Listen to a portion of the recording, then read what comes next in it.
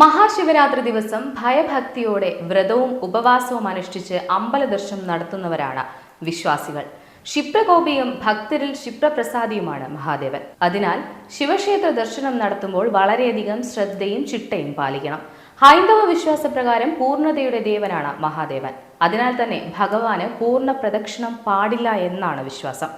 മഹാദേവന്റെ ശ്രീകോവിലിൽ നിന്നുള്ള ഓവിലൂടെ ഒഴുകുന്ന ധാരാജലം ഭഗവാന്റെ ജടയിൽ നിന്ന് ഉത്ഭവിക്കുന്ന ഗംഗാദേവിയായി സങ്കല്പിക്കപ്പെടുന്നു.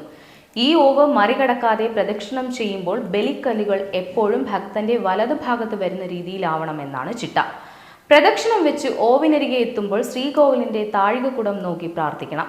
ശേഷം അപ്രദക്ഷിണമായി തിരികെ നടന്ന് ഓവിന്റെ മറുഭാഗത്തെത്തുമ്പോൾ ഒരു പ്രദക്ഷിണം പൂർത്തിയാകുന്നതാണ്. ശിവവാഹനമായ നന്ദികേശനെ വണങ്ങിയ ശേഷം മാത്രമേ പഞ്ചാക്ഷരി ജപത്തോടെ ഭഗവാന് 3 പ്രദക്ഷിണം ചെയ്യാൻ പാടുള്ളൂ.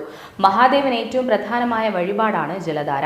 മാസത്തിലൊരിക്കലെങ്കിലും പേരിലും നാളിലും ജലധാര സമർപ്പിച്ച് പ്രാർത്ഥിക്കുന്നത് സർവ്വദുരിതശാന്തി വരുത്തുമെന്നാണ് സങ്കല്പം.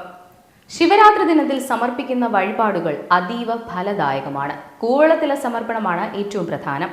ശിവരാത്രിയുടെ അന്ന് കൂവളത്തില പറിക്കരുത്. തലേന്ന് പറിച്ചു വെച്ച് വെള്ളം തളിച്ചു വെച്ച ശേഷം ഭഗവാന് സമർപ്പിക്കാവുന്നതാണ്. കൂവളത്തില വാടിയാലും അതിന്റെ വിശിഷ്ടത നഷ്ടപ്പെടുകയില്ല. ഭഗവാന് കൂവളമാല സമർപ്പിക്കുന്നതും കൂവളത്തില കൊണ്ട് അർച്ചന എന്നിവ നടത്തുന്നതും അതീവ വിശിഷ്ടമായാണ് സങ്കല്പം. പിൻവിളക്ക്, ജലധാര എന്നിവയും സമർപ്പിക്കാവുന്നതാണ്. ആയുർദോഷമുള്ളവർ മൃത്യുഞ്ജയ പുഷ്പാഞ്ജലി കഴിപ്പിക്കുക. ദാമ്പത്യ ദുരിത ദോഷങ്ങൾ അനുഭവിക്കുന്നവർ ഉമാമഹേശ്വര പൂജയോ ഐക്യമത്യ സൂക്താർച്ചനയോ നടത്തുക. സ്വയംവര പുഷ്പാഞ്ജലി സമർപ്പിക്കുന്നത് വിവാഹ തടസ്സം നീങ്ങാൻ സഹായകമാണ്. വിദ്യാപുരോഗതിക്കായി ദക്ഷിണാമൂർത്തി മന്ത്ര അർച്ചന സമർപ്പിക്കുന്നതും ഉത്തമം. ശിവരാത്രി ദിനത്തിൽ വൈകുന്നേരം ശിവക്ഷേത്രത്തിൽ പുരുഷന്മാർ ശയനപ്രദക്ഷിണം നടത്തുകയും സ്ത്രീകൾ അടിവച്ചുള്ള പ്രദക്ഷിണം ചെയ്ത് ഭഗവാനെ നമസ്കരിക്കുന്നതും നന്ന്. ശിവരാത്രി ദിനത്തിൽ ഭക്തിപൂർവ്വം ശിവക്ഷേത്ര ദർശനം നടത്തിയാൽ നമ്മൾ അറിയാതെ ചെയ്ത പാപങ്ങൾ പോലും നശിക്കുമെന്നാണ് വിശ്വാസം. അന്നേ ദിവസം ബലിതർപ്പണം നടത്തിയാൽ പിതൃക്കളുടെ അനുഗ്രഹവും ലഭിക്കുമെന്ന് പറയപ്പെടുന്നു. മറ്റൊന്ന്, എപ്പോൾ മഹാദേവ ക്ഷേത്രത്തിൽ പോയാലും വെറും കൈയോടെ ക്ഷേത്ര ദർശനം ഒഴിവാക്കണമെന്നാണ് പറയപ്പെടുന്നത്. നാം നമ്മെ തന്നെ ഭഗവാനിൽ സമർപ്പിക്കുന്നതിന് പ്രതീകമാണ് വഴിപാടുകൾ. ശിവക്ഷേത്ര ദർശനം നടത്തുമ്പോഴെല്ലാം ഒരു പിടി കൂവളത്തിലകളോ കൂവളമാലയോ സമർപ്പിക്കുന്നത് ഉത്തമമാണ്. ശിവശക്തി സങ്കല്പത്തിലുള്ള പ്രാർത്ഥന അതീവ ഫലദായകമാണ്. ഭഗവാന്റെ പ്രതിഷ്ഠയ്ക്ക് പിന്നിലായി പാർവതി ദേവിയെ സങ്കല്പിച്ച് പിൻവിളക്ക് സ്ഥാപിച്ചിട്ടുണ്ട്.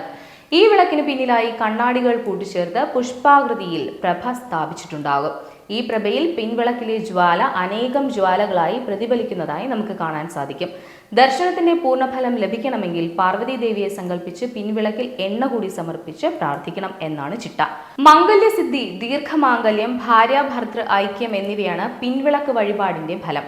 ദർശനശേഷം പ്രസാദം വാങ്ങി കുറച്ചുനേരം പഞ്ചാക്ഷരി ജപിച്ച് ക്ഷേത്രത്തിലിരിക്കുക. മൃത്യുഞ്ജയ മന്ത്രം, ശിവപഞ്ചാക്ഷര സ്തോത്രം എന്നിവ ജപിക്കുന്നതും ഇരട്ടി ഫലദായകമാണ്. ക്ഷേത്രത്തിൽ നിന്ന് ഇറങ്ങുന്നതിന് മുൻപായി ക്ഷമാപണ മന്ത്രം ചൊല്ലി നമസ്കരിക്കുക.